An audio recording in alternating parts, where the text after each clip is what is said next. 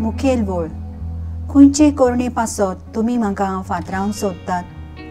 नियाळाक आदार रशिदा एक शिक्षक जावन आसले.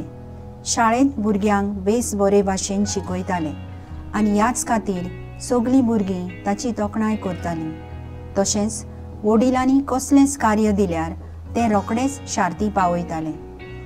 ही तिची हुशारकाय पळोवन तिचे बरोबरच्यांक नाटकाय जाता आनी त्याच पासत ती ताचेर आड उलोवन ताच्यो खबरो दुसऱ्यांक सांगूंक भोंवतात आनी तिचें नांव उबयतात.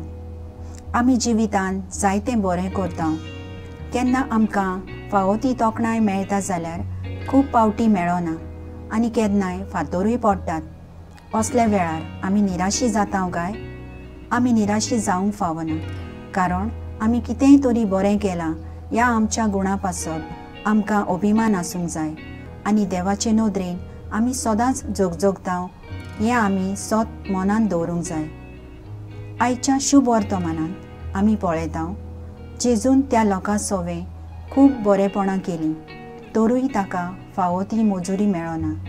असल्या वेळार जेजू तांचे वांकडे वागो उलोवप हाचेर चड लक्ष घालिना, पूण बापान आपणाक संवसाराचे सोडवणे पासत धाडला त्या मिसावा पासत नेटान वावुरता. जेजू बरें करीत गेलो.